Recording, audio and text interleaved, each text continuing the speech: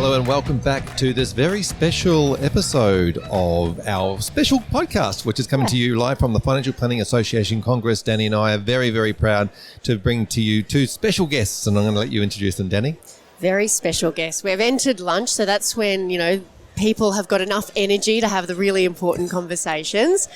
So we've got a name that is well known within financial services, Michelle Levy, joining us, and also Sarah, the CEO of the FPA. So thanks for joining us. This is going to be a really nice opportunity to get to the heart of a lot of work that you've been headlining, Michelle, and really, first, we would love to understand, because I've heard you present at a number of conferences like the FPA Congress, and so we would love to understand, what were the things in your review after you delivered your first proposal, that you were surprised and how they were received? Like, what were the things that made you a little bit, what caught you unaware?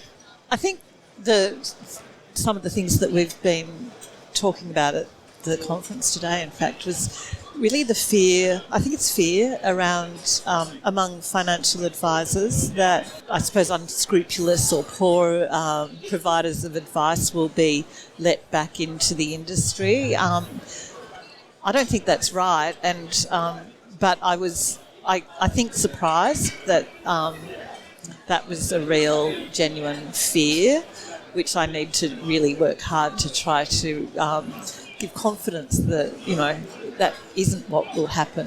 Fantastic. Now, I wanted to ask you a question around this process, because this is a huge undertaking, and I could not imagine how you would even start this process. And so I want to go back a little bit from the beginning and go, how did you even start this process? Where did you start? What were your thoughts around the profession itself?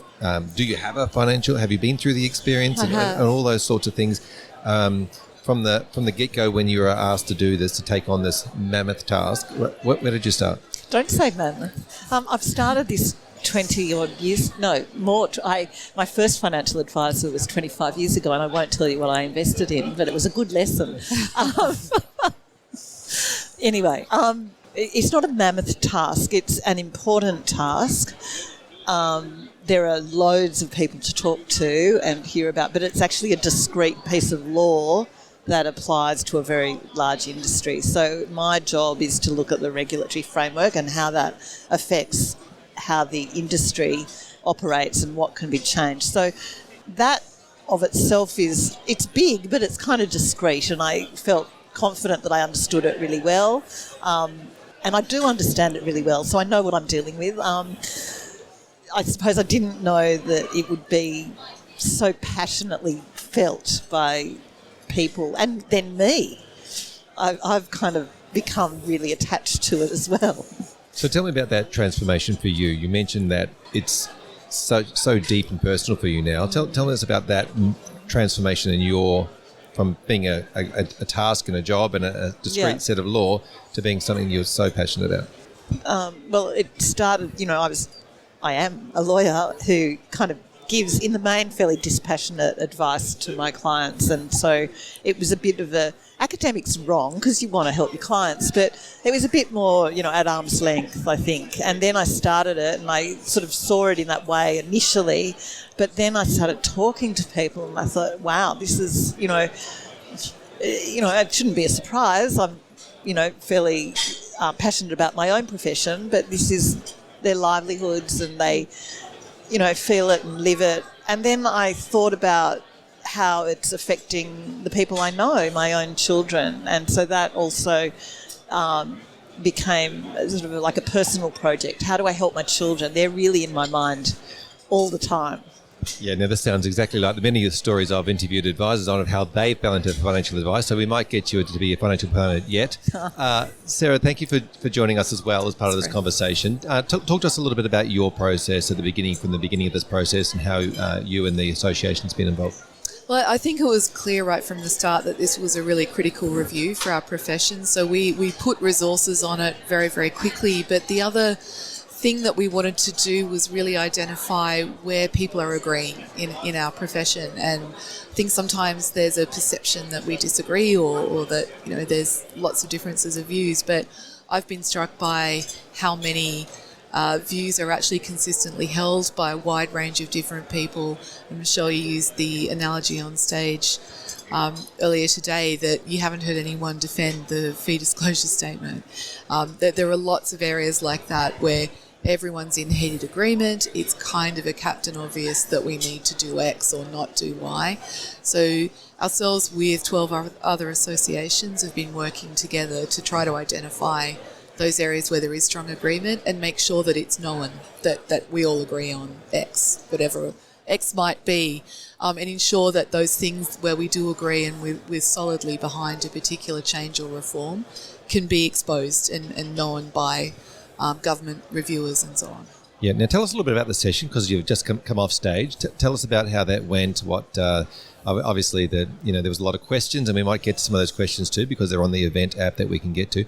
Tell us a little bit about the presentation. What you think were some of the key takeaways? Yeah, look, I think it's really clear that of the first round of proposals that Michelle and her team have made, the proposal for product issuers to be able to offer some form of simple advice to their customers and not charge for it, so that's perceived to be not like the personal advice that a personal financial planner would provide.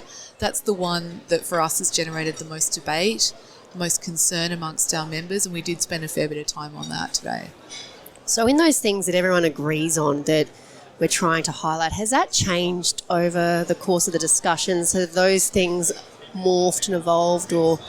I'm just reflecting on all the conversations. Yeah, there's a lot of conversations. conversations. Because, we've had sessions with Michelle and her team from Treasury. We've had sessions amongst ourselves, sessions with members. And I don't think that people so much changed their minds or changed their positions along the way. I think it's as we came across issues, we'd come together and say, well, what do we think about this? And almost use it as a brainstorming session to say, well, are we concerned about the outcome or are we concerned about the underlying principle? Are there ways that this proposal could be perhaps finessed or tweaked a little bit so that the concerns that we have could be, done away with or at least let us go, overall we like the proposals. Can we just fine-tune this a little bit over here in order to give us greater confidence that it's going to be a net positive change for ourselves and for consumers? So that's where most of the debate's been, and where a lot of the discussion has been is, well, what are those tweaks? Yeah. Someone might think this is a better idea, what about that idea? And there's a lot of discussion. What's the biggest misconception? Oh, sorry, you go, Michelle. I was just going to say, I think one of the things that people do agree on is almost universally, people accept that financial institutions, product issuers, have to give some form of advice to their customers. I don't think that your members are concerned with that as a proposition. They are, as you say, there's concerns about how and about what, but I think there is an understanding that it fills a big gap. Yes. Yeah, so I've had this conversation with a few people around the concept of how do we get financial products which often help people, to be fair. In most cases, they might not be sophisticated, but they're financial products. In many cases, help people, and there was a bit of a bottleneck of getting those products to consumers, and some of the suggestions around what you've put in place. I always like to liken this profession to the medical profession, and I say there are chemists, and chemists prescribe the products that doctors prescribe. But then there's also over-the-counter products, which aren't as strong. And then there is vitamins as well available from the chemist. And there are other products. How much of this proposal, obviously your proposal are very much around the personal advice piece of this, but how much do we bring into the concept of product providers providing product that are advised products and then non-advised products? I think there's a really big difference, actually. And this is something I've talked about a lot. This goes to this thing about vertical integration. It doesn't make sense not to have vertical integration in the world of financial products because the doctor and the chemist are both selling or recommending, whichever word you want, drugs. Prescribing drugs issued and manufactured by somebody else. And that isn't what happens. So we use the word product to describe a financial product, which is a weird thing because you can't pick it up. They're not a good. They're a legal relationship.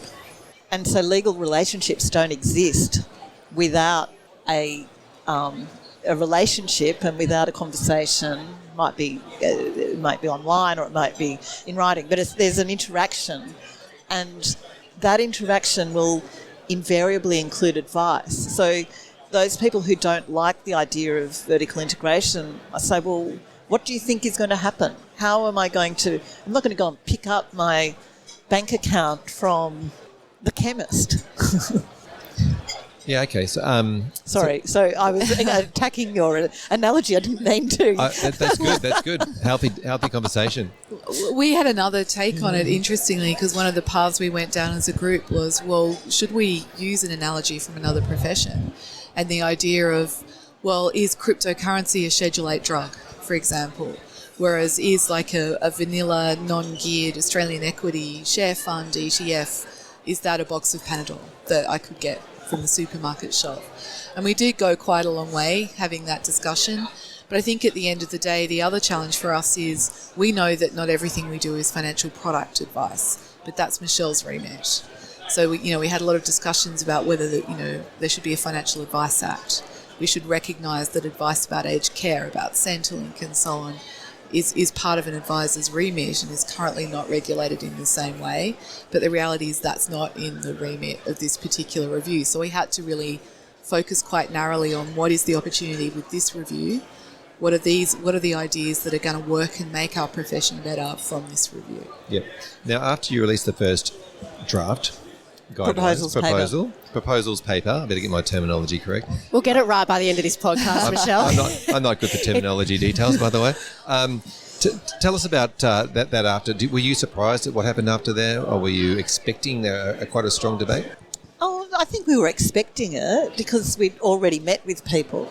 So I knew that by this stage I'd worked out that people were pretty passionate about their topic and their profession and their interests. So, I was expecting it. We'd all, set up lots of meetings and roundtables, and we did have this is where Treasury has been really helpful. Great. We had always anticipated from the very beginning that we would do lots of consultation. I think the proposals paper, was a suggestion that somebody gave me early on, and I'm very grateful for that suggestion because it was really helpful it's allowed me to find the problems and the issues that I need to address and the areas that I'm changing. So with all those submissions that you've received, and I know the second round of submissions are now closed, were there a couple of things where there were significant insights that have sort of shifted a perception for you or a view for you? There are a few that you can talk about that sort of come to the top. I know there's probably lots of nuances, but from those submissions, were there a few things that you said, well, I hadn't considered that from that angle? It was actually quite hard because there was more division perhaps than I thought there might have been. It's the same concern that Sarah referred to, that a lot of advisors are worried about people other than advisors giving advice, but they didn't address that all in the same way. So that made it really hard then to say, well, there's not a single idea out there, and without going to the content, if I adjusted X, then that would make a whole lot of other people unhappy. So these things all work together, and as soon as you shift one little bit, there's a whole lot of other people over there who'll be unhappy. So what I walked away from, in fact, feeling was it was my job to persuade much more than change, because the package, I think, most of all, it's good for consumers, which is my job, but it's actually good for advisors as well. So even though it's not perfect for them, it may not be their absolute wish list, it ultimately is good for them. But if I was to just say, well, let's draw a wall around this, and one of the proposals is that there should be subjects to your earlier suggestion that non-financial advisors should be able to give advice on, then there'll be a whole bunch of other people who will say, well, actually, those are the wrong subjects and that's really hard, or they'll be upset, So that is the difficulty, I think. So a whole lot of voices, not necessarily uniform. Do you have a comment on that, Sarah? From the voices that you hear from, various associations in your collective work, what would your comments be on that? I think that's fair. There are areas where we agree, there are areas where we don't agree. And one of the challenges we've faced through this particular review is the time to reconcile those viewpoints. So getting 12 associations together, saying, so what do we reckon about X? Exploring what the views are and then exploring the solutions. It takes time to do effectively.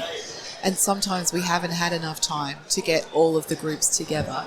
So there are a few occasions where we might have submitted jointly with one other association or 3 other associations. So whenever we have got to the end point with a group, we reflect that. But that's an area where we would have loved to have had more time, because I think if we'd had that, we probably could have given a more coherent, consistent answer. But I don't take it as necessarily a done deal, because when Michelle presents the final paper to the Minister, I think there will probably be more conversations. So we're certainly not going to stop and, all take our bat and ball and go home on the 17th of December. We'll be continuing to work on this and continuing to advocate for and put forward the solutions that we think will help.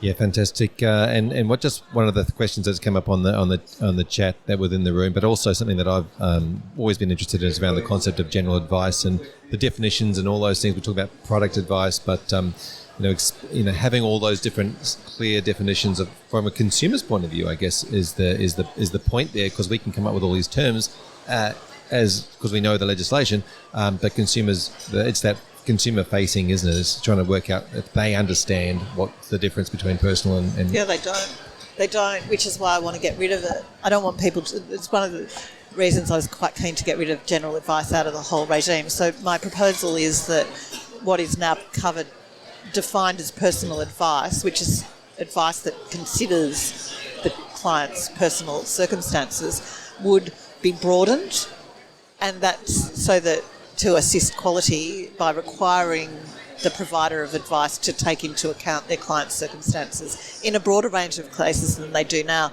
But that isn't a term that needs to be consumer-facing. General advice needs to disappear from our vocabulary, in my view. Financial product advice is also something that could disappear from our vocabulary, and that's why I haven't spent much time worrying about labels. I say don't make them consumer-facing. They serve a purpose in the Act, but that's it. I love the term professional advice, by the way, just to throw that one in there. Okay. Thank you so much for coming in and chatting with us today. Really appreciate your time and effort. And obviously, it's been a pretty busy Congress. Sarah, I'm going to ask you a couple of things about the Congress. How's it been? You've obviously been pretty involved. Yeah, look, it's fantastic to see it coming to life. This particular one's been a very long time in the making because of COVID. It's been 3 years since we got together. This particular one was postponed twice. So to actually be here and see it and to have such a great show-up rate, we've got 1,200 people here.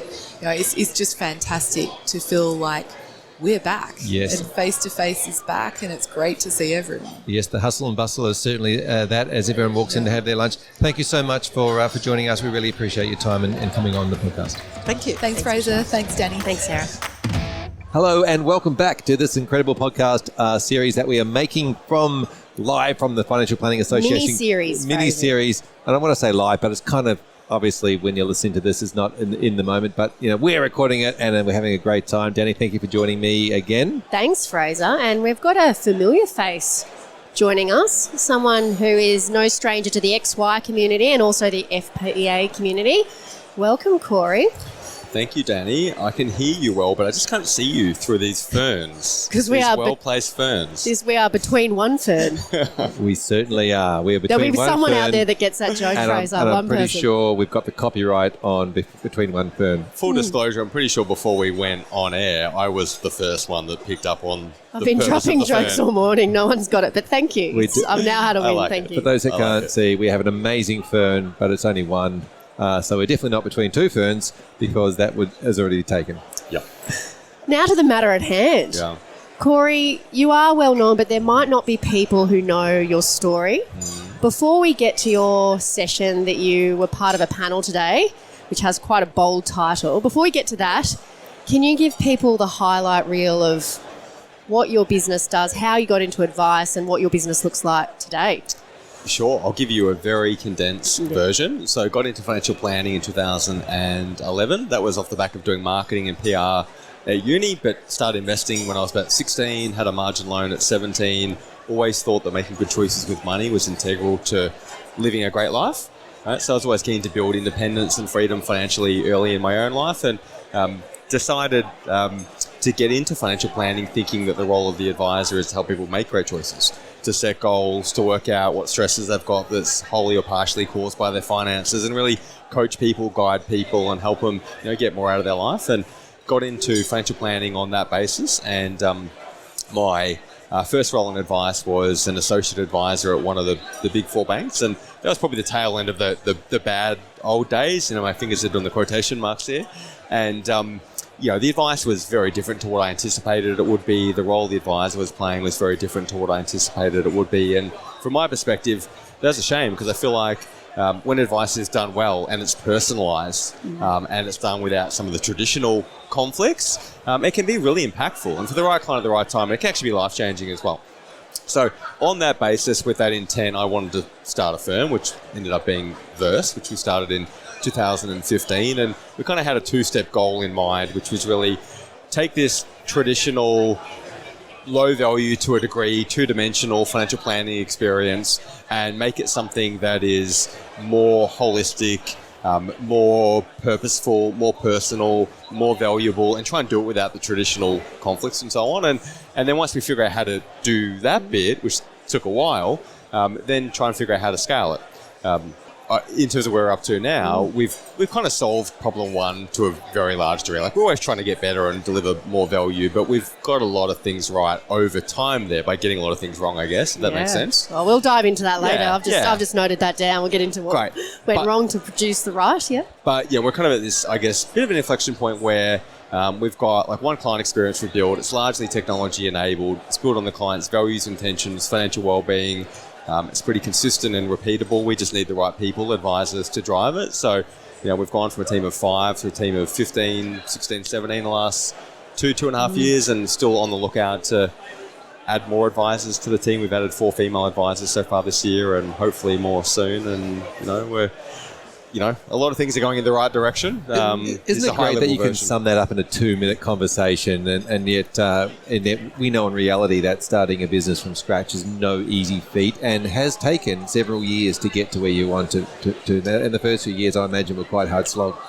Absolutely, they were. Yeah, I'd never want to go back there, to be honest. I was overworked, I was burnt out. It puts downward pressure on your own health and well-being, your relationships, your finances, all those things. And I do recommend for those that are beginning that journey and they're early in their business life, absolutely make sure you've got mentors that have walked a similar path to the one you want to walk, because what they can do is point out the obvious errors that you're making in your thinking and your execution to help you sidestep some of those issues, whether it's a product to market fit or how you price or your commercial thinking or what clients you're going after or how you're marketing or whatever. Because it was a rewarding but really challenging and at points painful experience the first 3 to 3.5 years. I think. And I think it's the same for most practices that start out in that phase. And I think it's a nice segue into what you were speaking about today, which was, is tech the saviour? And you talked about this really arduous, grimy journey. Did technology play a part in alleviating what was quite heavy, in addition to the mentorship that you've obviously played a part in that? Did it play a role? Can you comment on that? I can. Yeah, I can. It's interesting how things unfold, because some things have unfolded for us in ways we hadn't anticipated, and I think we've become recognised as a firm that's integrated technology really well into the client experience and operationalised the business really well on the back of that. But some of those things were a bit fortuitous. So we got a great head of ops about 4 to 4.5 years ago, Danni Donovan, who you've interviewed recently, Fraser, and he'd come from the Apple Genius Bar, so he's really helped advisors and people that, are advice-minded rather than technology-minded, helped us kind of solve common, consistent problems in the financial planning experience. So I think when you think about the role of technology, this is what we spoke about, is it's not trying to replace the human and the nuanced conversations and emotional intelligence and all those things. It's taking all the simple things that happen consistently through the advice process for client and advisor and firm, and trying to remove as much friction from those as possible to do them better and to do them faster, whether it's booking meetings, getting pre-meeting tasks done, file noting, capturing data, transferring data, preparing documents, getting documents signed off, all those things. So, it's over time, it's taken a bit of a life of its own, and the experience is pretty well technology enabled. But a lot of these things have just kind of happened organically with an intent to improve and solve problems rather than to find technology. But they kind of converge together at the same time to solve a lot of problems. You've certainly promoted that culture within the business of being able to solve and innovate and continually improve, which has been a big part of the drive, and the technology has sort of come after that. You've worked out you need something and you find something for it. I know you've got a large technology stack. You use a lot of things, products. I'm interested around what business should be spending as part of their budgeting towards technology, what they should be, how deep they should go. Obviously, it requires a lot to be able to have the resources to take the time. And like you said, you've got a lot of staff now, and you can divvy that up. But even in the initial years, what sort of investment should the businesses be making in their technology stack? It's a good question. I probably can't answer that definitively, but I can talk perhaps more generally to say that a lot of the tech that you're going to find in a tech stack isn't actually that expensive. And it's not really advice tech a lot of the time. So a lot of the things that we're actually doing through the advice process aren't, they weren't born out of financial planning, like getting documents signed, capturing data, transferring data, getting surveys done, reminding people about meetings, reminding when they haven't completed a pre-meeting task. And there's lots of great apps and tools and tech out there to do these things. And a lot of these are like, where it's Typeform with us for online surveys, or it's Calendly for online bookings, or it's Loom for recording meetings, or it's Zoom for doing meetings. A lot of these are Quilla for client agreements. Like, a lot of these cost like under $70 each a month. So the cost is really minuscule relative to the ROI. So it's dependent upon the business and the clients and what problems they're trying to solve. But I think you can get a lot of what you need to solve a lot of consistent problems at a really low price point. I think when you think bigger picture and you're thinking about, like, what is our CRM? What is that? Do we have a client portal? And how are those things integrating? That's another conversation. There's much higher costs, but I think there's a lot of low-hanging fruit for advisors and firms out there. And we were having a quick chat before we jumped on air, and you were mentioning, I guess, that person who really enjoys that space and exploring what might work and what might resolve that friction point.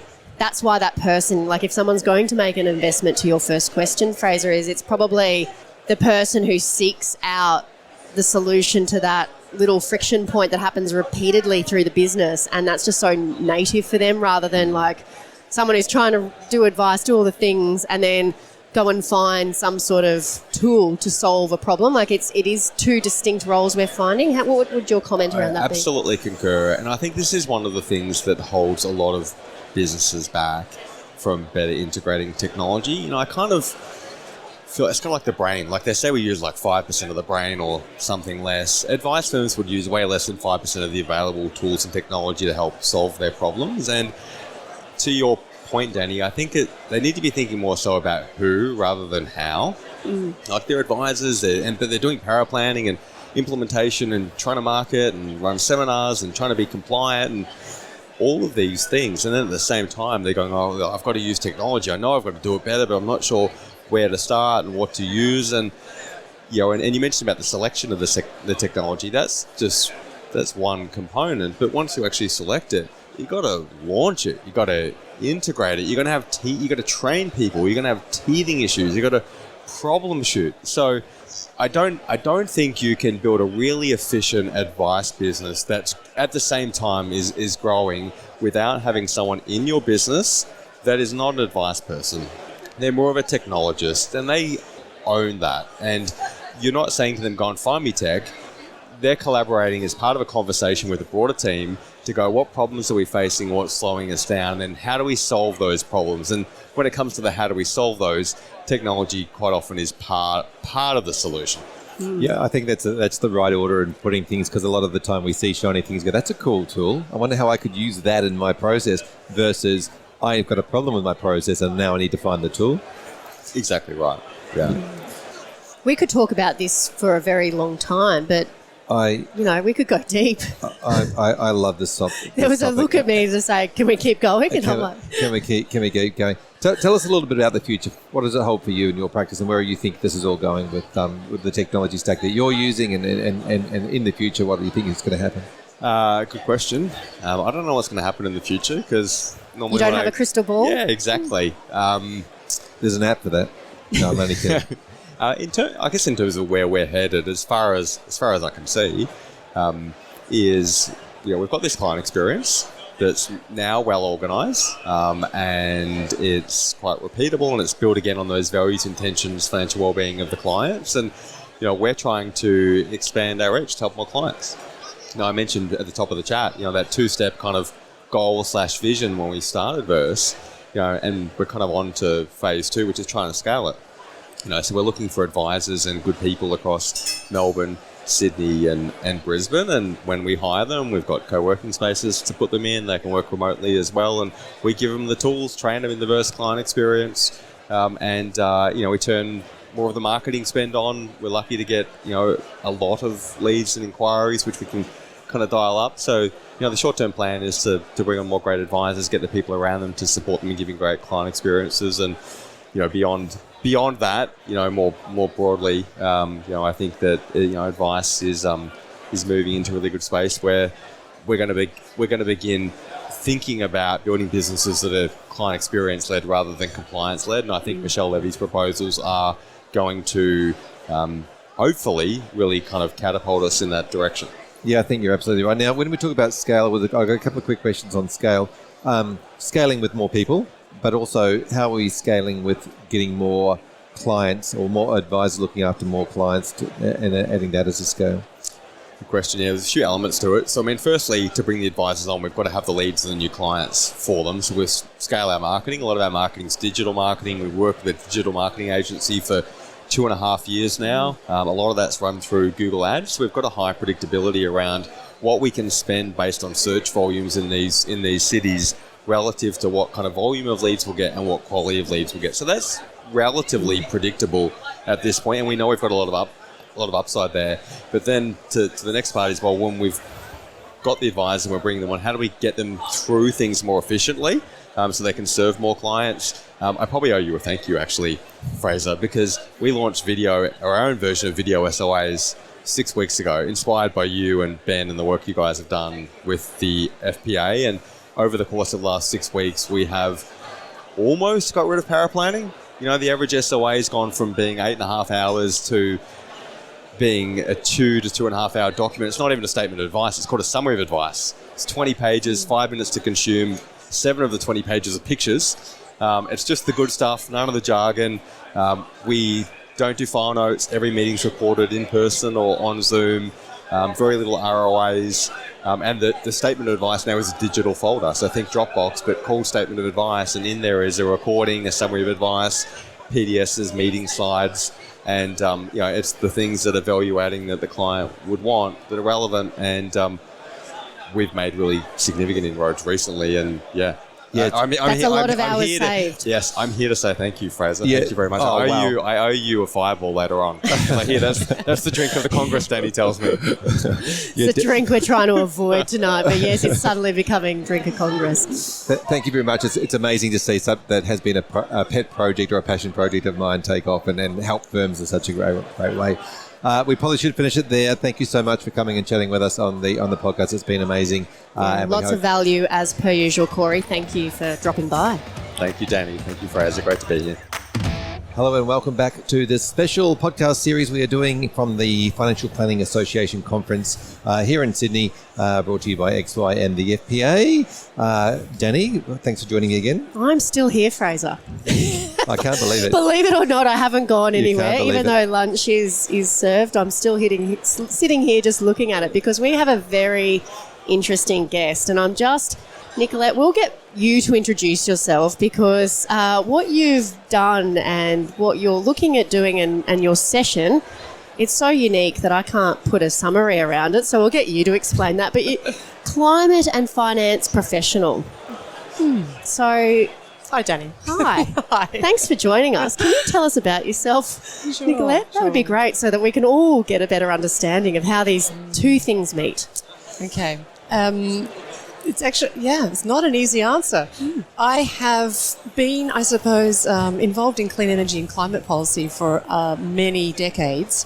I have retreated a little bit in the last decade and found myself in finance. So most recently I've spent around, probably 7 years as an executive at the Responsible Investment Association Australasia, who is exhibiting here today as Pop well. down and see them. And my role has been research policy, but one particular interest is of mine in my job there was running the certification program. So that's the kicking the tires and lifting the bonnet of anybody out there who's trading with any kind of product that makes a sustainability claim.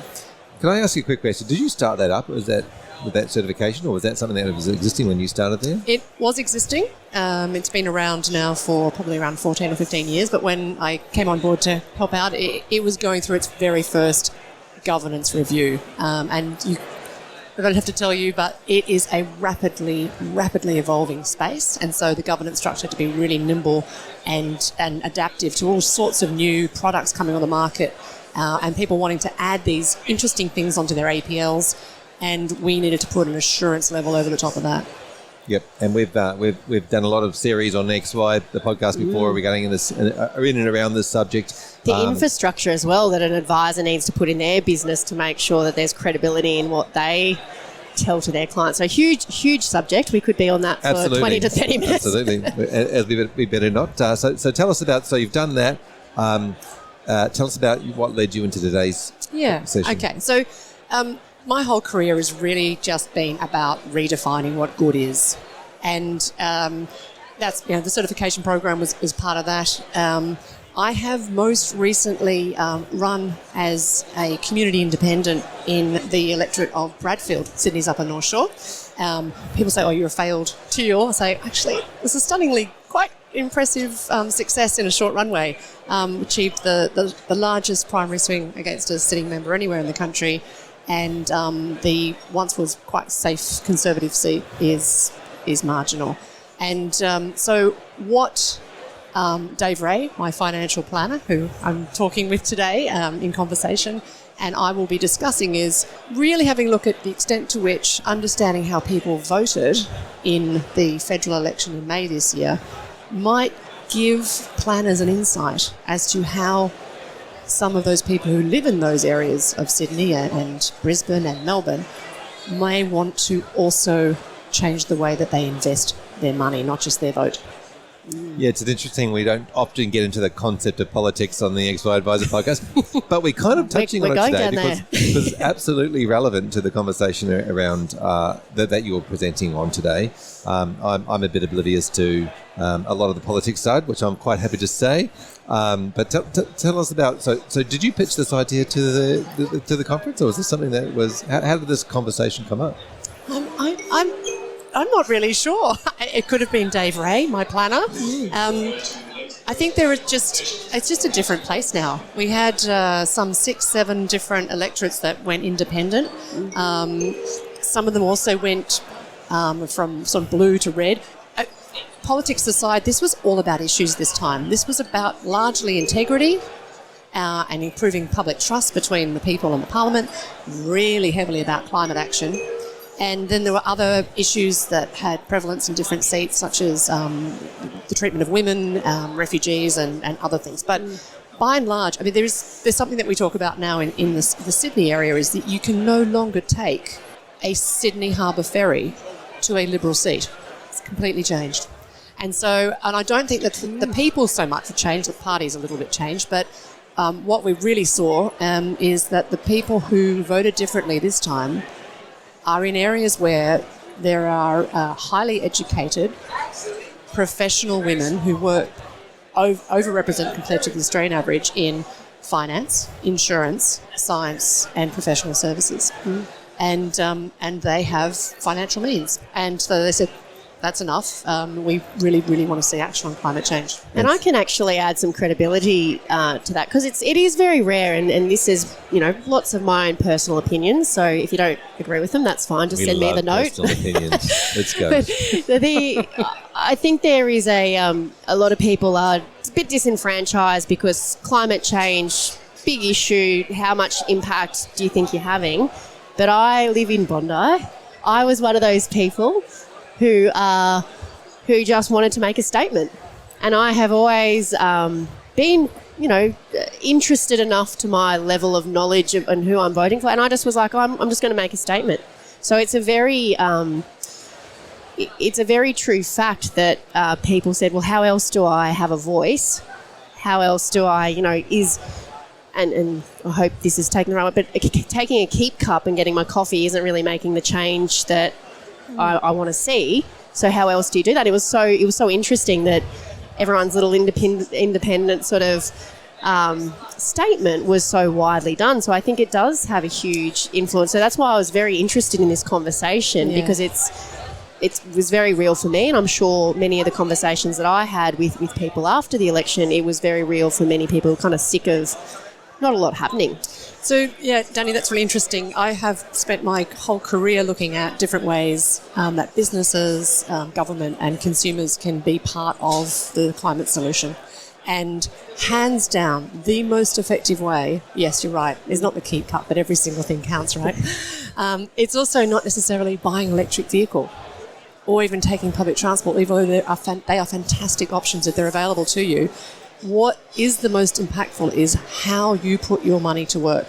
Yeah. And so many people expect that their money is not doing harm when they hand that over to a planner who then invests or advises to whom they should entrust their money in funds. And the Responsible Investment Association has done longitudinal consumer research, which shows that apart from just not doing harm, a large majority of people now expect that their money is being invested to do good. And there's different definitions around what good is, yeah? So, my big challenge to the conference later today is going to be understanding how people change their vote is probably, the canary in the mine. I know that's not the the red-bellied parrot on the blade of the wind farm. Right. It's a hint of what's coming in mainstream. Yeah, exactly. That not people in these places already choose where they put their kids into schools. Yeah, we make decisions every day about our values through the decisions we make when we consume eggs and schooling for our children. How and where we put our money is just another thing, another way that people are starting to really take action. And so that's all it is. There's a real risk if you're not involved and you don't understand how to have a conversation with your clients about these issues. And there's only an uptick to improve your skills and maybe hopefully your improved product lists as well. Yeah, I think you hit the nail on the head when you mentioned the word values there. It certainly is the conversation, isn't it? It's about going, one, what we're talking about what you were talking about in the session is the fact that a lot of the clients in the databases of the planners in the room will be in those seats or in and around those seats, and they've definitely made a stand around what their values are towards their lifestyle, I guess. And when we talked about, I've seen some of the publications that you produced around how that investment money influences companies, whether it be directly because they're not investing in them, or whether it be they have seats on the boards of those companies, and what sort of a change that makes. But it starts with the decision between the consumer and the financial planner about how it's being invested. That's exactly right. And often, the consumer or the investor themselves doesn't know how to have those conversations. So the onus of responsibility is increasingly on the planner. And I think it's just good business to, when you really want to seek out to understand the goals of your client, I think it goes hand in hand. It's not just about retiring at a certain age with a certain level of material wealth in certain different types of asset classes, but also, do they want to, where do they fit on their spectrum of avoiding harm to doing good, to making real, genuine, deep impact. Yeah, and I think the conversations on anything ESG are quite prolific in XY. So we have a community where advisors share and learn from one another, and they do that sort of digitally. And so there's lots of conversations on questions and queries. And it's apparent that, you know, everyone sort of, perhaps not everyone, but there's a trend for people to want to step into this space, but perhaps there's a hurdle of infrastructure, of knowledge gap, of if I enter into this arena, there are so many avenues. And as someone who is the trusted professional and providing advice, what would your suggestion to be to people that you've maybe seen them take this new journey of conversation?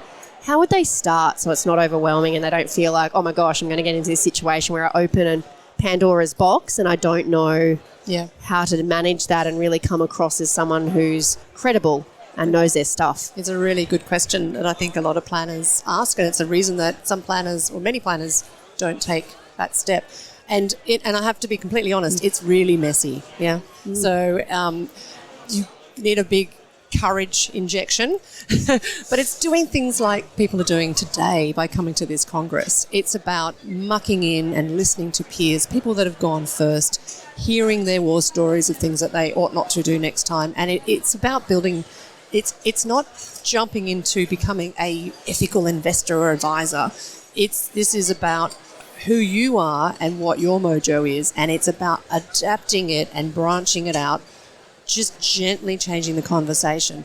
I'm really looking forward to listening to Dave Ray, because he's done this. He's been a mainstream financial planner who had what I call the Johnny-come-lately,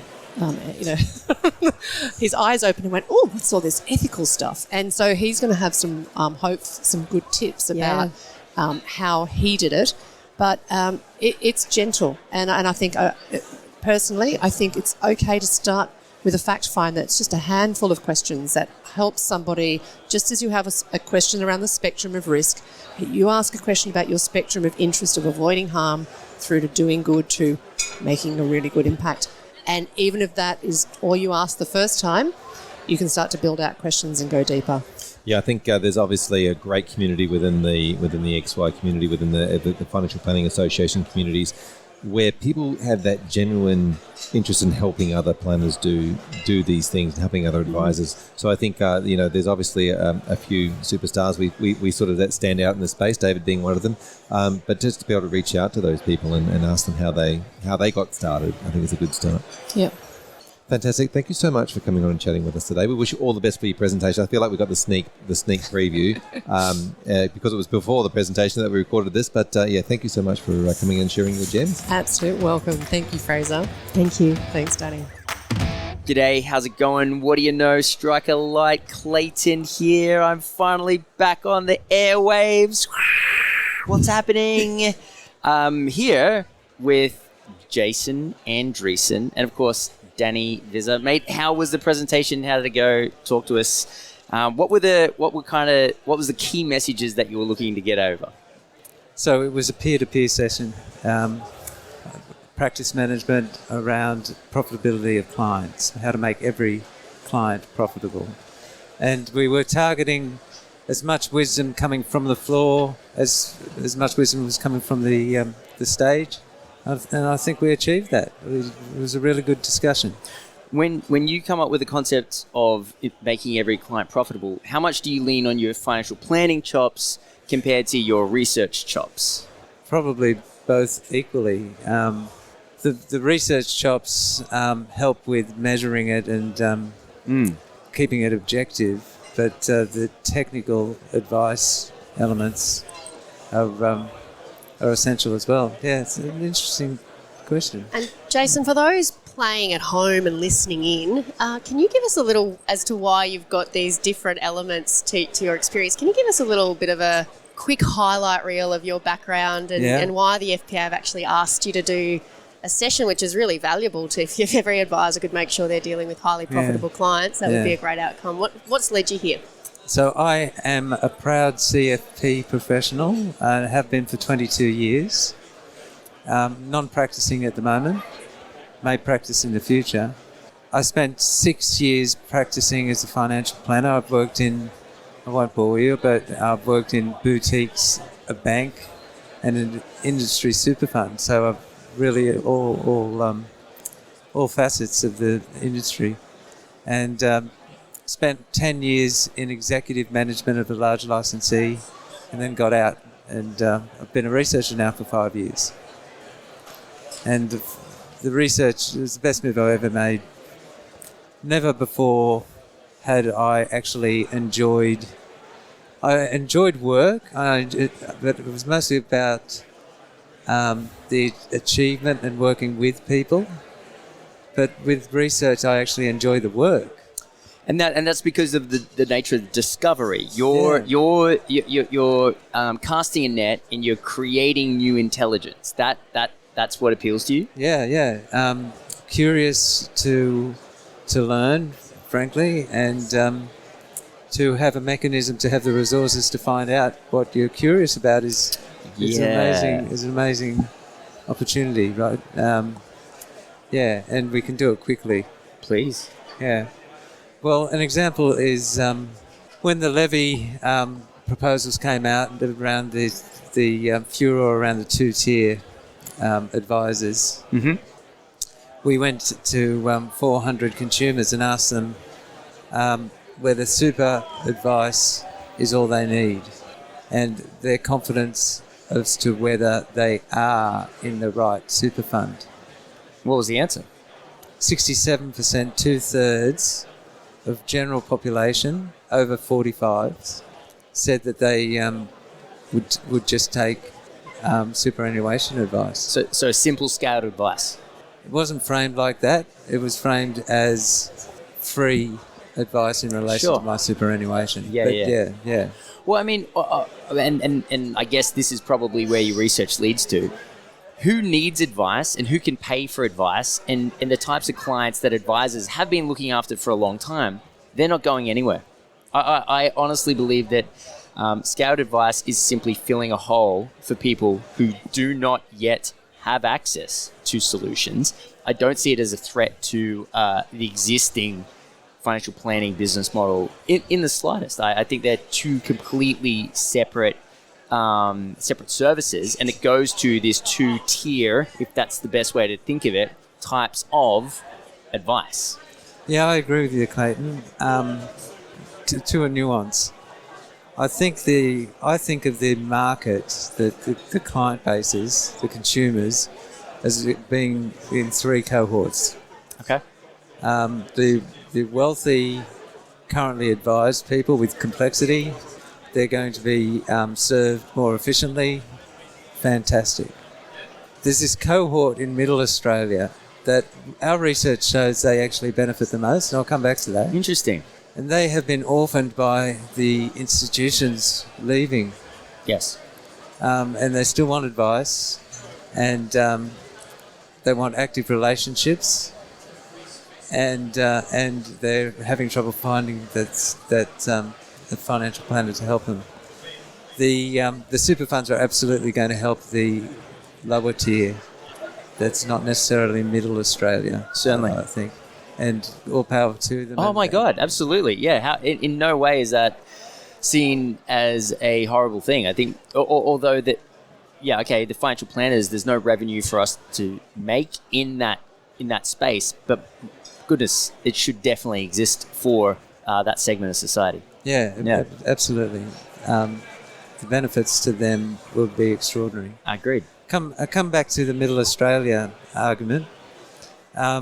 Our research, my Maven's research, shows that 45-year-olds plus, Middle Australia, benefit most from the financial aspects of financial advice and the non-financial aspects. So they benefit from paying less tax, saving more, allocating their money better in the long run, right? They get wealthier. They're able to do more, achieve more in their lives. They're the financial aspects. The non-financial aspects are they're able to envisage, advised Middle Australians are able to envisage a positive future. When you can envisage a positive future, you can, it improves your emotional experience today. So they're happier. What price do you put on that? They also have a sense of control, which is important. They're more resilient when things go wrong. They've got more confidence in their ability. They've got more capability. They've got a better understanding of their values, and they're living in accordance with them. All good things. All good things. Yeah. So I think that is the opportunity for financial planners to reach out to Middle Australia with a more affordable platform. So how do you see that working kind of tangibly? Like what's, to ensure all clients are profitable, what are the suggestions you kind of make that planners approach that with and put a price on it? Because a lot of the questions we get in XY is around what should my pricing structure be? Like that's one of the most popular conversations in XY. Like how do I go about increasing fees? How do I actually price my advice? Do you have any take-home tips around that, Jason? George Akerlof is a Nobel Prize-winning economist, and he wrote a paper on the market for lemons. Have you heard of that? No. Fascinated, though. Market for lemons was market for lemon cars like bomb cars. Yeah, okay, cool. And it was all about information asymmetry. So the idea is, I've got a car I want to sell. I think it's a great car. I know it's a great car. It's been running for 10 years. I'm taking it to the market, but the market doesn't know it's a great car. So the market prices it like it would a lemon. So I've got two choices. I sell it or I take it away. That's when it becomes a market for lemons. There's a third way. You address the information asymmetry by bringing its client value proposition to life. We've done lots of research and it came up today in our session. What are clients willing to pay for advice? Yeah. And inevitably there's a proportion that are willing to pay a maximum of nil. Naturally. Yeah. The average is generally $300 to $500, but it's an unfair question because they don't know what's involved and they don't know the utility of it. They don't know the benefits of it. So what the culmination of that is that we need to bring our value proposition and our service offers to life and be generous up front to show how we can solve the client's problem. Actually, you raise a really interesting point here with the question, how much are you willing to pay for advice? And going along with that theme that you were just speaking about, unless the question is even asked with the illustration of what the outcomes and the value and all of the benefits of advice are explained to the person who's being asked the question, then they're naturally going to not attribute much value to it. So it's I understand what you're talking about here. It's almost like the original research question. Whoever conducted this, maximum that people are willing to pay for advice, $500 story that got out there. I think what you're saying is the issue here is a part of the question. Is the question it wasn't a great question. It wasn't a great question. That's a really good point. I hadn't thought of that before. Yeah. Something that I really loved in what you said there, to address it, you have to be, like, say someone does have, has to understand the value of advice, and that often evolves over many years.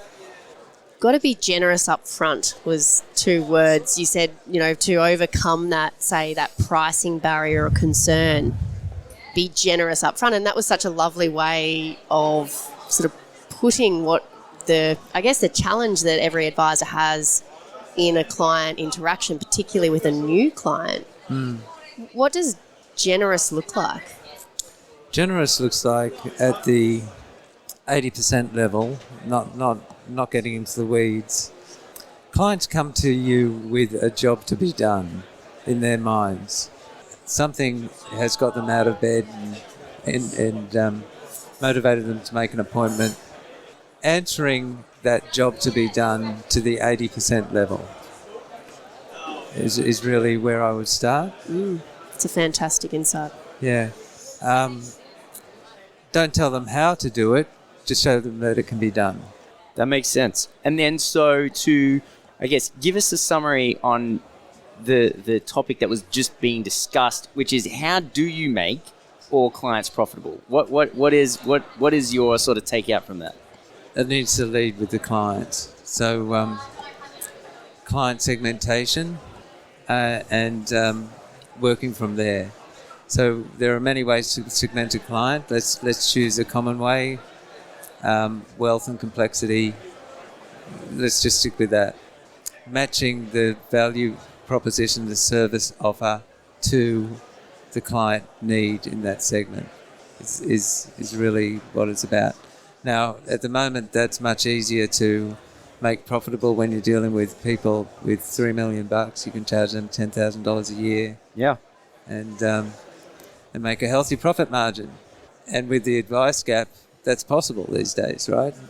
Be selective of which clients you deal with. Yes. The opportunity down the track is to have a different proposition where we don't need to produce an SOA, can be more strategic, more goals-based, and could be delivered much more cheaply than the 17 or 18 hours that advisors take at the moment to deliver advice. That all swings on being able to deliver on the cost to serve reductions. As a result of the review that's going on at the moment. Yeah. Yeah. Cool. Makes sense. Jason, it's been so lovely to have this discussion. There's been so many tangible takeouts that I'm sure a lot of, I know our X1 network will find really useful, and also the people who didn't happen to make it to the FPA Congress. So thank you so much. Good luck with the two parts of this big discussion, and thanks for joining us. Thank you. Thanks so much.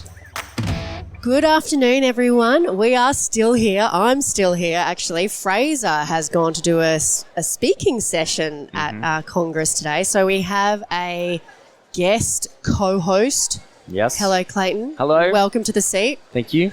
He's on a good behaviour bond. I'm not allowed to intro any more podcasts. Look, this is really exciting. We get to take people who are spreading amazing ideas on the Congress stage, and we get to figure out what that session is all about, who they are, why they've been asked to speak. And we have Melanie Drago. Thank you, Danni. Thanks for joining us, Melanie. That's okay. Pleasure to be here. For people listening, can you tell us who you are, and then we'll get to what your session is all about and then what you want people to take out of it? For sure. So my name's Melanie Drago, as been introduced. I'm the founder of Tango, which is a platform that connects paraplanners and financial advisors, like an Airtasker type thing. And it's really for those small businesses that just need ad hoc paraplanning or just really cost-effective paraplanning with flexible solutions. Clayton's doing really cute faces at me. And our last guest said the exact same thing. And the other, I'm also the admin for the Paraplanner Hub, which is just a community specifically for paraplanners. It's mostly sharing ideas. And also, I've been a paraplanner for a very long time. I started back in 2002, did that for a while. Then I worked at AXA, managing the advice documents and template team for those that were there. And then I've done a bit of other work with digital industry fund services and all that sort of stuff, and that's why I'm here now. So I think the idea was me to bring some insights on where you could go to as a paraplanner, what paraplanners do, because as you know, or you may not know, there's no real definition of a paraplanner. It sort of just formed and became what it is today because of evolution. And there's no real industry. Paraplanner is someone who does the technical stuff, maybe does some admin, maybe helps a planner in doing client work. There's no real definition. I'd love that to change, but my idea was, is that going to evolve into something else with the new changes to QA and all that sort of stuff? Are paraplanners still going to be needed? And that was sort of the theme of the today's session. So. Right. Yeah, that's an interesting concept. In the event that that Michelle Levy's proposals were to be accepted as they are, yeah, it's a good point. Paraplanning would change. Naturally, it would, yeah. And I think some people are going, oh, well, there's no SOAs, you don't need paraplanners. And I think that's really sort of minimising the jobs and the roles that paraplanners do. And I think that was part of what we discussed today. What do paraplanners do? And it's not just writing an SOA. They help with doing the projections and understanding the software well enough to do the projections and doing the research and being that second set of eyes on compliance and actually helping the advisor and maybe being a stepping stone to advising and being that business succession sort of person as well. So there's a whole heap of things that paraplanners can do. And I think to say that if SOAs were gone, which maybe it's not going to be an SOA in the current format, that maybe another document you've got to produce. I don't think paraplanners are going anywhere. Documentation isn't going anywhere. Yeah. Maybe it's the existing statement format. Precisely. Maybe it's not going to say you have to have a statement of advice on the front screen and it's going to be there. And it might be you could have it as visual, you could have it in digital, you could have it as a video. Yeah. Yeah, so I think that... But they all need to be created. And you've still got to do research. Reviewed, and someone has to speak to the product provider and... Yeah, and one of the questions was, how do you prove that we still need paraplanners? And I'll sit an advisor down in front of one of the modelling softwares and ask them to punch out 3 scenarios, and they'll go, get stuffed, I want the paraplanner back.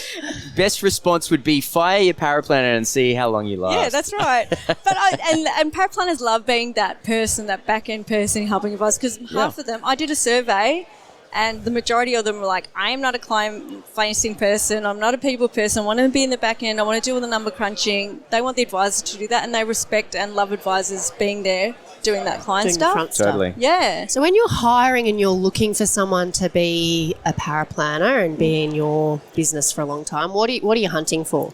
Do you always go for the experience? Because talent is a big issue in advice at an advisor level, and I'm presuming as well at a paraplanning level. Yeah. So how do you find great paraplanners? I think there's a massive issue here. There's some really good paraplanners that have been around for a long, long time. They were trained up by the corporates or they're trained up in small businesses. They've got all the skills that you need to be paraplanners, but they're far and few between. Some of them are leaving industry. Some of them want to be advisors or what have you.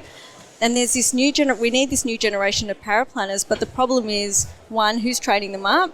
I would say boutique offices maybe not the best stomping ground to get your hands in paraplanning. You need to be trained properly. So that's an issue for talent. We don't have new paraplanners that are being trained properly, and that needs to be addressed by the industry. Is that so capacity? Yeah. You go. So why do you think that boutique isn't a great... Because the advantage of time. boutique is you're everywhere. I do agree, but do advisors have time to commit to training a paraplanner properly, or they go, quickly, just do it like this, I haven't got time to show you the proper way? That's definitely true. Yes, so I think that, and it's not that they won't do it properly if they had time, but they need someone to sit next to them and show them how to do it properly. Gotcha. Yeah, so boutique's not the best place to do I that, understand. right? So that's a problem. But when I look for a paraplanner, I like someone who's detail-oriented, obviously. I mean, and good with numbers is good. Obviously, you're dealing with numbers all the time. But I think the other thing which is important, which most people don't realise, is to have that big picture overview of a strategy. Because this might be right here, but when you look at the big picture, it's not correct. So people that can see the bigger picture and understand if the strategy is right and just look at the holistic view of that advice, which is really important, not just looking at the detail and the corrections and all that, the numbers, but just the big picture, which is what financial planning is about, isn't it? Totally. Yeah, strategy, yeah. So your marketplace, correct me if I'm wrong, it's based in Australia, so you've got Australian-based paraplanners. So there's obviously a trend where there's a lot of offshoring in this space. What would your comments be on that? Like, what sort of business owners seek out that Australian? Because, you've got different options, and different options suit different businesses. Correct. When does an Australian-based paraplanner suit, and when does an offshore paraplanner suit? Definitely space for both. Offshore is an excellent solution that people are more cost sensitive. They want something that's cheap for their business because they haven't got that capacity to pay for an onshore paraplanning in your office could be 80, 100 grand for a really experienced paraplanner. That's a lot of money for a business to fork out. So offshore is a great solution. Tango has contract Australian paraplanners. Some planners and licensees want their stuff to be onshore just from data reasons, and that's fair enough. Others like the fact that they know they're around the corner and they've been in the industry for a long, long time and they've got that experience, where you find more offshore, probably more they haven't been doing it for 10, 15 years. They're probably newer paraplanners, so they want that experience. So they want their really good technical paraplanners, and I find that the Australian ones are sort of in that realm. So I think that's the differences. But then I've got some that would have both. So they have offshore for their smaller, less complex SOAs. Then they'd use onshore for the really technical, complex ones where the SOA's got to be spot on, language, everything's got to be right. So, yeah. My final question to you, Melanie, is if I've got a great paraplanner and talent is hard, how do I keep that person happy? What's my employee value proposition got to be so that I have a really good relationship and a long relationship with this person who I really value and is an important contributor? And paraplanners, I find to lose a paraplanner when you've invested so much time and energy in that person or train them up is really heartbreaking. And I find a lot of advisors come to me because they've lost their paraplanner. I can tell you now, if you want someone in your office, it's definitely flexibility is what paraplanners go for. And often they will go to contract paraplanning and leave an office because of the flexibility that contract paraplanning provides. So if you're in your office and you want an office paraplanner, I suggest flexibility is key. Development and training, so paying for them to come to something like this where they can get exposure to this sort of environment, that'll be a great value add. Giving them CPD training, giving them education, and even developing, if they want to sit in front of clients, develop them in that way, because you won't get that as contract paraplanning. So giving things that they won't, but flexibility, I can tell you now, and probably, sorry to say it, but salary. If you're going to pay them really low wage when they can get more doing contract paraplanning with the flexibility, you're never going to win. What's low, medium and high? Because we often get a lot of responses to when we put out, what does someone get paid? It's a really important question. In your experience, what's that range? I just did a survey. I can tell you the average salary for a paraplanner based on the survey that I did was 160 people.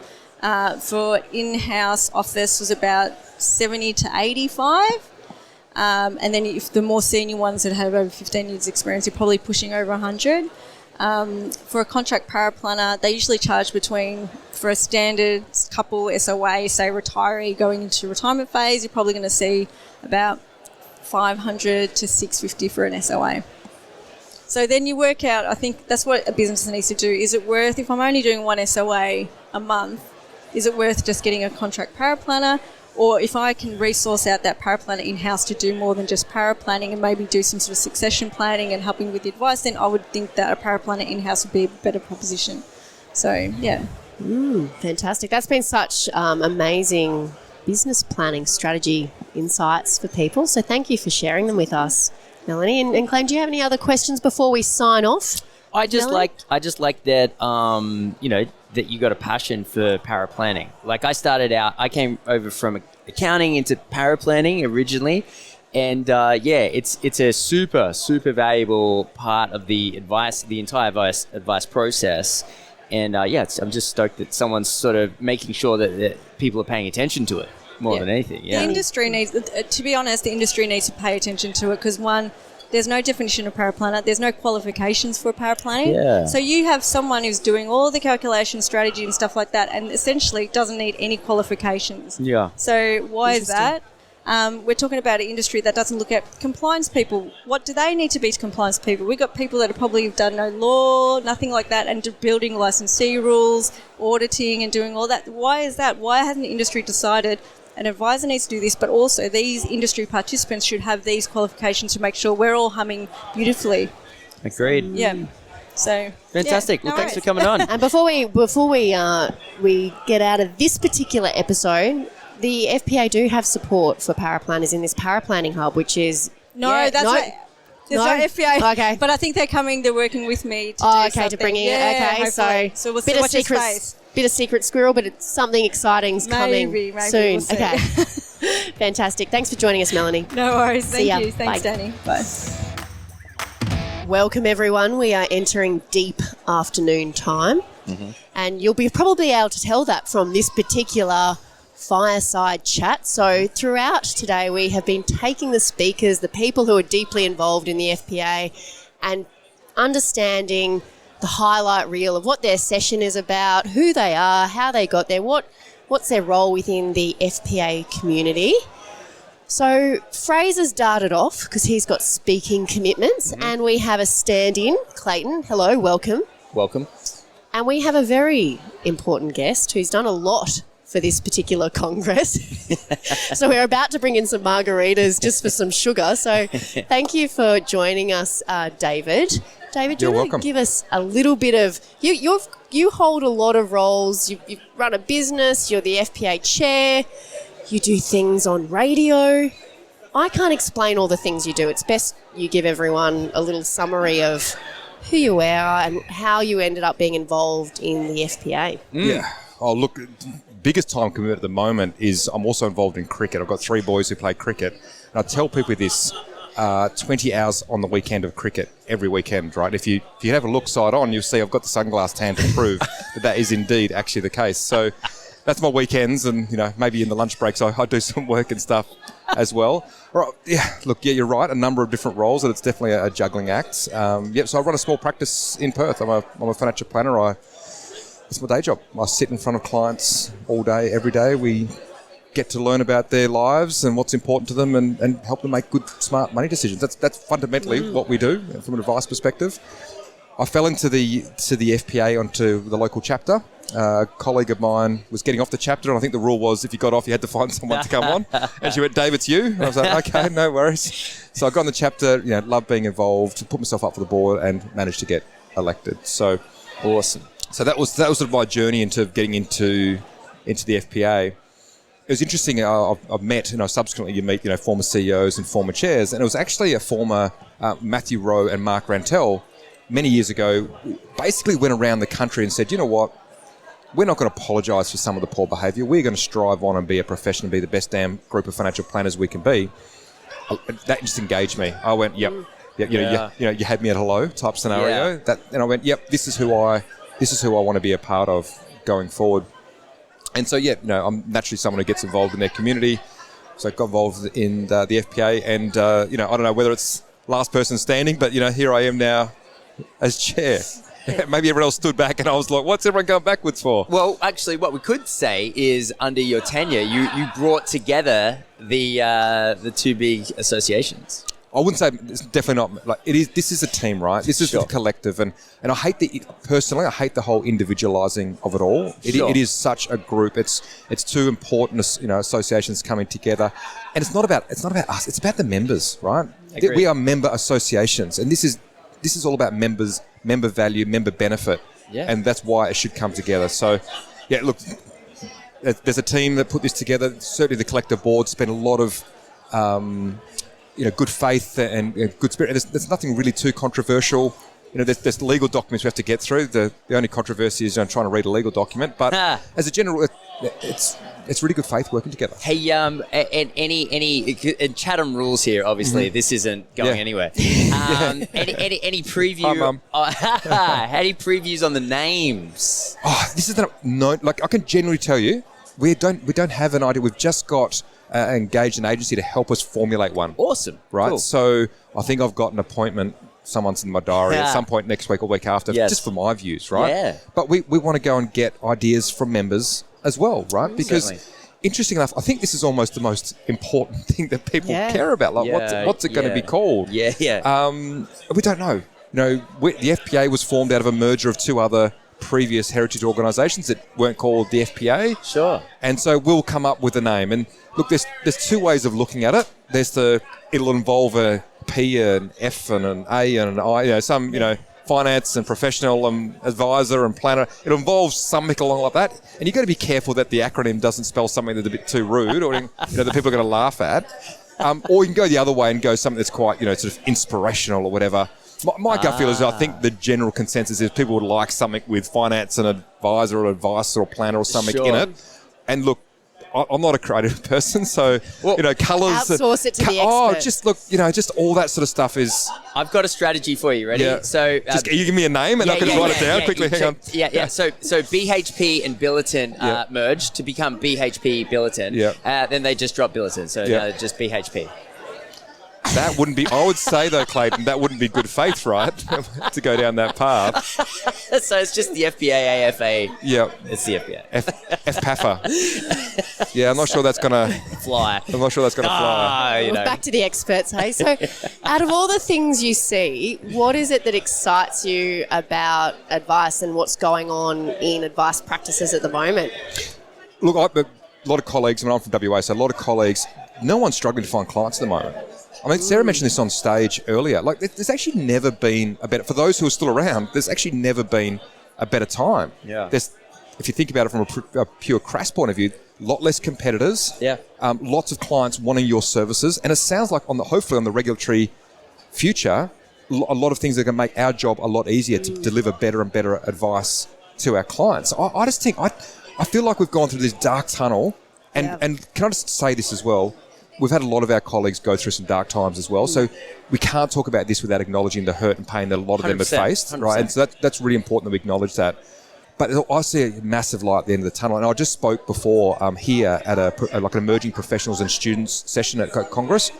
Oh my God, it's so inspiring walking around here and seeing all these, I call them young upstarts. If they're the emerging, I must be submerged, right? And it's just like, these guys, I think about the alumni that started, the baby steps of a profession. And we're just custodians at the moment travelling through. And it's going to be this younger generation that's going to drive this forward. Yeah, and they're going to be the most trained, ethical, eager.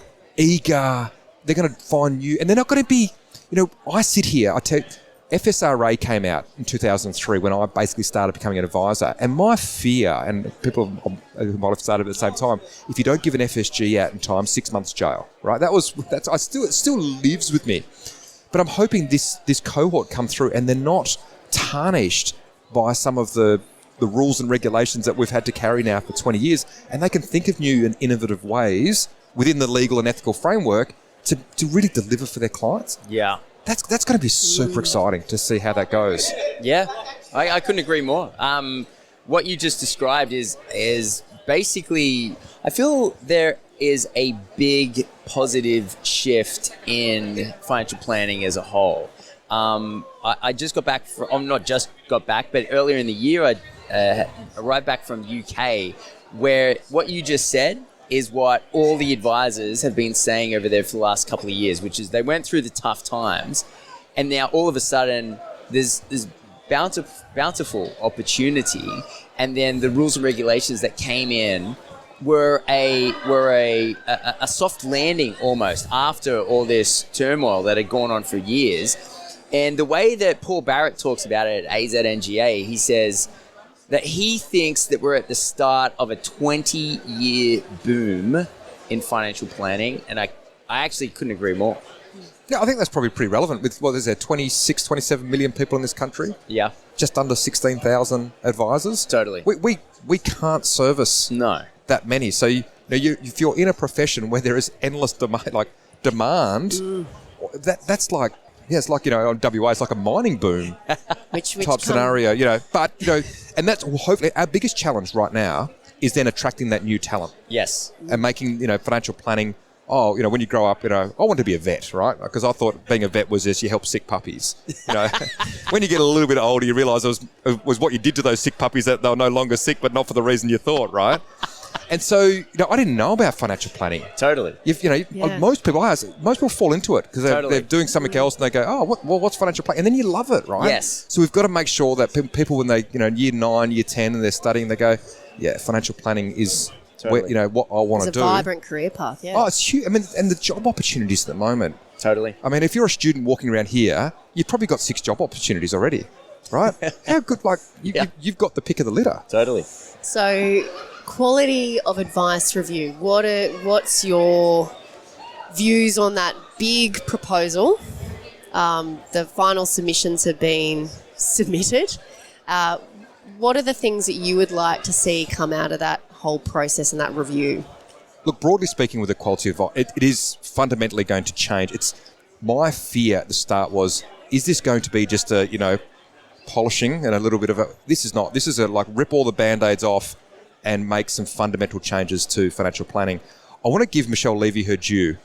She had the way she has engaged and gone around and spoken to everyone numerous times, countless times, has been so impressive. This is not someone that says, sorry, here's our findings, take it or leave it. she's really wanted to engage really, really broadly. Now, that doesn't mean we're necessarily going to have to agree with everything she said, but I think if it was a scenario with take the whole package or take nothing, absolutely you'd be grabbing and taking the whole package. Touche.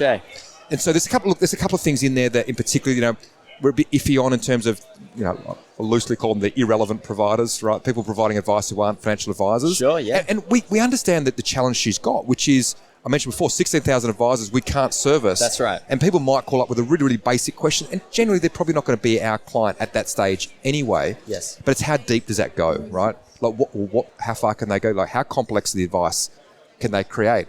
And so that's a challenge that we're going to have to somehow force. Force is not the wrong word. Somehow deal with and put the guardrails in so that consumers aren't the ones harmed. Yes. But equally, maybe this is a way of the pipeline of the advisor of the future. And one of the things we're pushing for is, well, maybe those, doing the simplest advice, they can get some simple quals. Maybe do 2 units, right? Like nesting. So to get your grad dip now, it's 8 units. So what if they had to do 2 of those 8 units to do that? Or now we've got a pipeline. I've done 2 of my 8. I can do basic stuff. I like this. I want to do more. Cool. Yes. Go and do 8 units and become an advisor. And so maybe this is a great way of getting a pipeline of more people into the profession as well. Because I like what she said, like good advice is better than perfect advice, or some advice is better than no advice. So where do you sit? Like, not everything's going to be perfect, but what are we comfortable with so that people can access some level of advice rather than no advice? And the potential for consumer detriment's really important here, and we've already got that somewhat in our regs. Protect, right? Well, we've got the small advice exemptions at the moment. Under $10,000 or $15,000, we can give some simple advice without SOA. There's some. We already see that in our current laws, and so she's obviously looking to expand that a lot further than just that. So we've already got that principle already. So there is this whole point, and we have it like a medical, right? We can go and buy paracetamol. Sure. Because the chances of consuming... Now, as it just turned out, paracetamol is going the other way at the moment, but there are some things that we can do for ourselves because there's limited... So where's the paracetamol and Nurofen at the financial advice level? Good question. And where's the Schedule 6 narcotic that you really want your doctor prescribing, right? Yes. And so that's where we need to help frame that. So even if the quality of advice review isn't going to frame it, we need to make sure that we're the ones then framing it and saying, well, no, we don't think that product provider should be able to go that detailed. That's quite complex. I've got an existential question, actually, and it leans on everything you're talking about at the moment in terms of consumers. You've got consumer groups, right, such as Choice, and they'll come out with, and they came out just this week, or it was last week, it was recently, with some ideas around commissions, and to me, it's not really so much whatever it is that they're coming up with, right? They're going to come up with things all the time. With the merging of the associations, with a across the board improvement in the quality of advice and the quality of advisors and the new influx of the education standards and all these things, here's a tough question: do you see the association playing a role as a unified advocacy group again? So in terms of Choice, whatever it is that they come out with, and then saying, actually, no. Because the issue has been, and you're very well aware of this, as everyone is, because of the function of financial planning, because there were things there have been issues in the past, and yada, yada, yada, there's always been well, we know we need to do this, but unfortunately, just due to everything else, we're unable to, put forward a unified, confident stance. Do you see that happening again with everything that's happened recently? Well, we've, in terms of our advocacy, we've worked with, there's a joint action working group. There's 12 groups that have already come together. And with the AFA, we're already having a lot of joint submissions on a number of topics already. The thing is, if this merger goes ahead, there'll be one large dominant voice for financial advice, right? Good. This is the lion's share, the majority of financial planners in this country. You're always going to have maybe the odd... And we're a broad church, right? We asked our members a question this time last year around what are you thinking about. I think it was a relaxing of some of the education requirements. I can't quite remember what it was. But we had a wide range of views. 70% were one direction, 30% the other. So we're never going to get perfect. Totally. But you're there to represent that broad membership. Absolutely. And when it comes to what Choice has got to say, or other groups, where we agree with them, great. But where we disagree, it's our job to prosecute our argument. Yes, that was kind of the question, because I haven't seen, Well, and I guess advisors in general haven't felt like that has happened a lot. Now, of course, and I will give the caveat, is because maybe it wasn't always the role of the association to defend some of those things. But I think now that I think we've got a stronger leg to stand on, and it's good to hear your response just then. Well, we are educated, Yep. ethical, Yep. experienced, Yes. and examined. Yes. Right? The 4 E's. Yeah. We have basically from 2026 the hallmarks of a profession. Anyone listening who's done the ethics unit, what was his name? Ernest Good something.